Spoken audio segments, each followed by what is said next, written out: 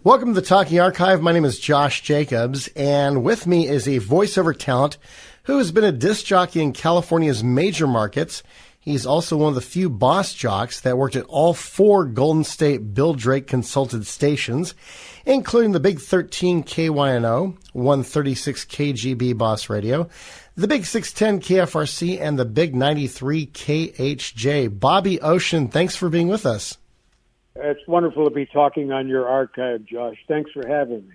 You got it. By the way, I remember working with your friend Jeff Sir about 30 years ago and was interning for Oldies 93 when you were the imaging voice there. So it's finally a pleasure to talk to you for the first time ever. Oh, yeah. Well, me too. I retired and thought I'm going to just hang this all up because I had such a good time.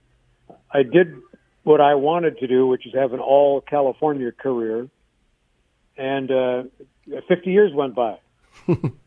And so I said, okay, and radio's changed. So it's obviously time for me to head into the sunset. So I sold the house and moved to another place to move away from it. I had to live near the radio station all my life. Now I could move away. And so for the first time, I'm inland California in a nice desert town of Modesto, which I love the heat. Mm. It's wonderful.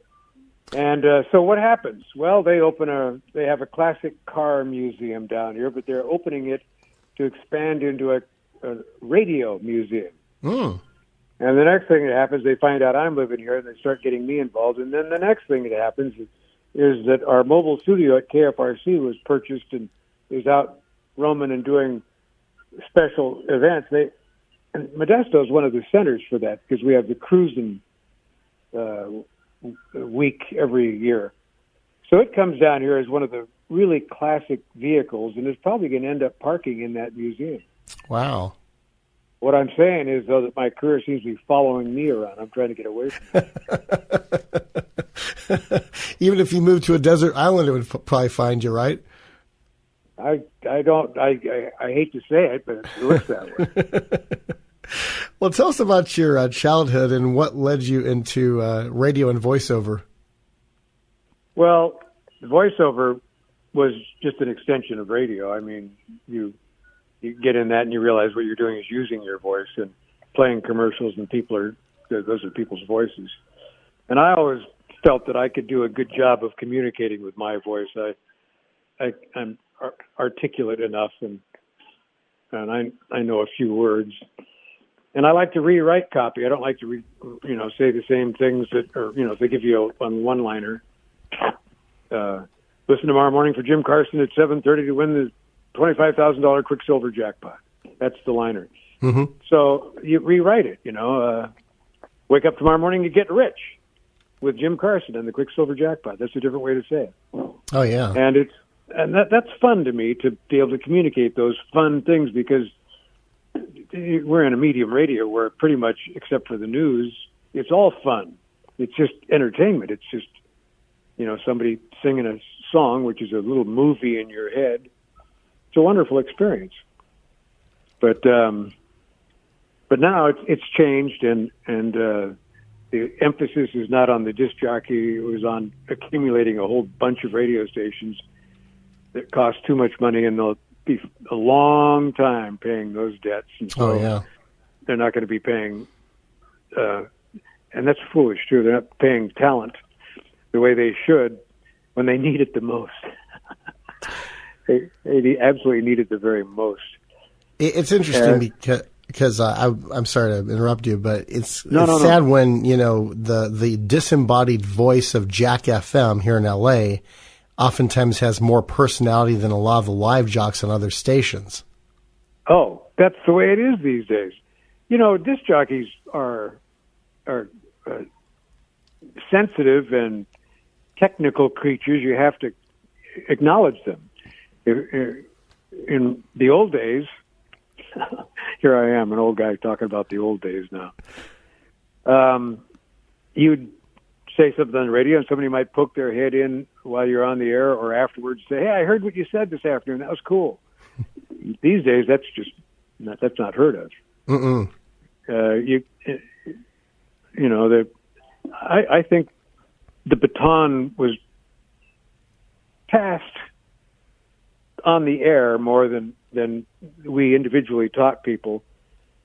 And that's the way to do it. And there's a lot of tapes that show how to do it. But people today, they don't pay attention to that. They don't understand it. They don't have leaders.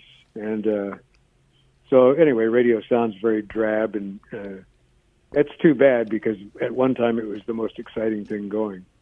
In fact, I remember I looked at your website, your blog, which is bobby-ocean.blogspot.com. And I was glancing over it earlier this afternoon. And about 10 years ago, you wrote about Mark Denis. I never got to meet him in person, but I got to call him up on the phone one time, because I read he wished over 1,000 people a year happy birthday and called them up. And he grew up in Glendale. I grew up in Eagle Rock, just next to Glendale. I thought, let me give him a call and let's see if I can get through, first of all. And so I called KFI, and they actually put me through to him. It wasn't an answering machine. It was actually him live on the phone. And I said to him, look, I'm from Glendale and I'm area, Eagle Rock. I just want to wish you a happy birthday. He's like, well, thank you. And then a couple days later at my radio station, I got a memo, because I worked overnight at the time. It said, Mark Denis wished you a happy birthday. And then the next year he called me up on the hotline at the radio station. I'm not sure how he got it, but he got it. And he wished me a happy birthday then, and got to talk with him until, sadly, he passed away back in 2000. But I think it was interesting. You wrote, Mark was God's puzzle master. Mark was my green light. Share your memories of Mark and how he was a mentor to you. Well, the big story for me with Mark is when I came to Boss Radio, and I was finally a Boss jock. I was just so thrilled. And I go into KGB and meet all these other jocks who become my Boss brothers. And Mark Denis was just the most gracious, nice guy in the world.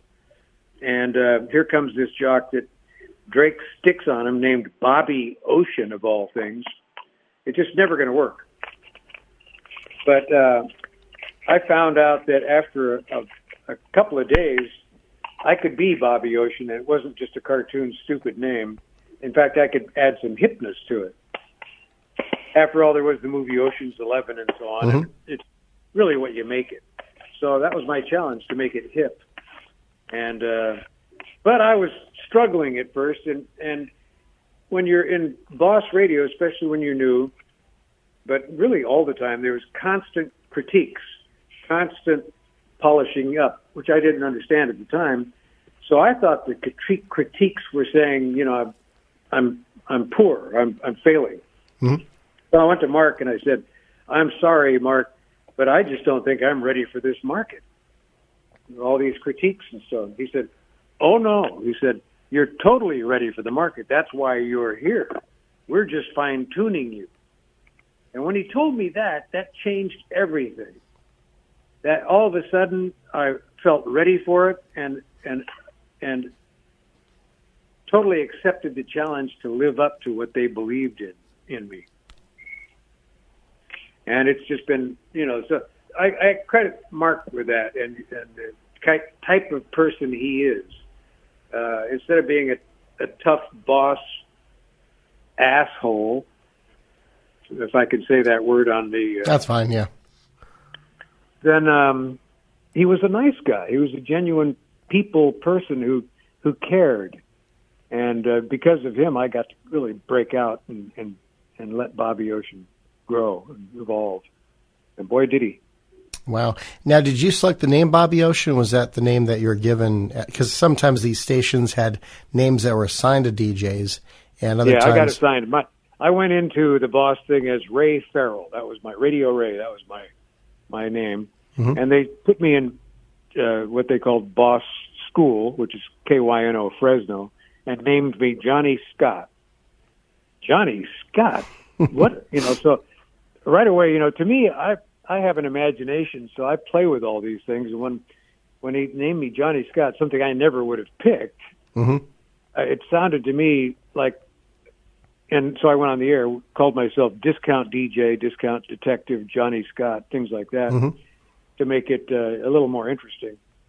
And 3 months later, they called me and sent me to San Diego. So I guess I did something right. But then they told me my name was going to be Bobby Ocean. And I remember walking in the station and walking up to the receptionist and saying, "Hello, I'm supposed to see Mark Denis today. My name is Bobby Ocean."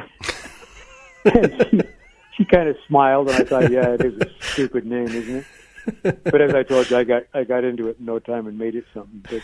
But, no, they named me. Oh, wow. They put the tag on me, and so I made it work. My brother-in-law's nephew, his name is Ocean, by the way, just to let you know. His real name? Yeah, that's his real name, yeah. Yeah, see? Yeah.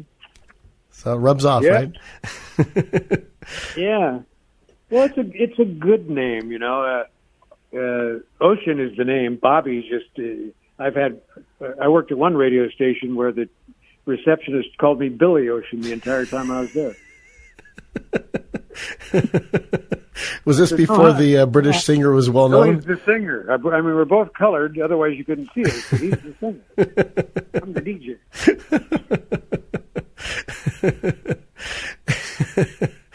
Of course, there was,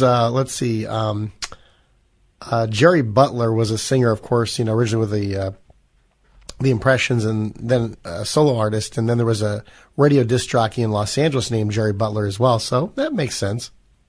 Yeah. They would usually go with two first names a lot of times, Billy John or that kind of stuff. So Bobby Ocean was a good first and last name. I thought that was pretty good. It was and I was working with a bunch of nice guys. They took me in and made me one of the brothers. Jim Carson was my first boss brother. I just saw him the other day. Oh, great. Went down to L.A. for a little bit of they have a semi-annual reunion of sorts, of just broadcasters, really, radio broadcasters. And I didn't know much about it until I heard about it briefly, and I didn't know really what it was about. But then I got an invitation, so I drove down there with Joe Collins, and we went to the one other. Now they're holding it where they want to hold it. They had it at a restaurant that served bad food. So they the jocks just upped and went to a mall, a food court in a mall in the valley. Plenty spacious, a lot of room. It works really well for everybody. So that's where we were. I saw them all and sitting around talking to people. I told them, "Sit down. We're old people. We can't stand here." Just kept on standing up. This must be an L.A. thing. So I'm sitting in my chair and I hear a voice, "Bobby Ocean, turn around." And I turned around and it was my shadow speaking to me. Shadow Stevens. Oh, my goodness. Yeah. A lot of fun. It's interesting because I've got on a reel-to-reel a jingle package from K-Rock from probably about 1973, 74. And written on it says produced by Shadow, Shadoe, and he was program director of K-Rock. I'm hoping to have that up on my YouTube channel soon. As soon as it is, I'll let you know, and you can forward to Shadow himself. He was, I first remember him because I'm younger as Fred Rated on the Federated Group commercials. Exactly. And then announcing the John Davidson as well as the Tom Bergeron versions of the Hollywood Squares. And, of course, Uncle Kenny on Dave's World. And so, he great talent and just a brilliant program director. I heard an interview with him when he made KRLA from Top 40 to Freeform FM. And he said they let him go because he was too successful with it because they had no license. And so they wanted to fail. And so just, he says they replaced it with something called Future Rock, which the logo looked just like the Future Shock book. And he says, I didn't know what that was. Even my replacement, Reb Foster, were like, what's this? This is ridiculous. So it was, I never met him myself, but, who else was part of that Boss, the Boss First Brothers? Of all, you should be aware of what Shadow's doing these days. He's doing, I don't know how to explain this one. It's almost an animated cartoon adventure that's a half hour long, and there's about 24 of them now, and they're called Mental Radio. So got to visit mentalradio.com. It'll blow your mind. Okay, I'll write that down. Mentalradio.com. Yep. Shadow Stevens. Yeah, I'll check it out. I'm looking forward to that. Definitely. Stupendous. This is the Talkie Archive. I'm Josh Jacobs. We're talking with radio personality and voiceover talent Bobby Ocean. And next time we'll find out who the other Boss brothers were.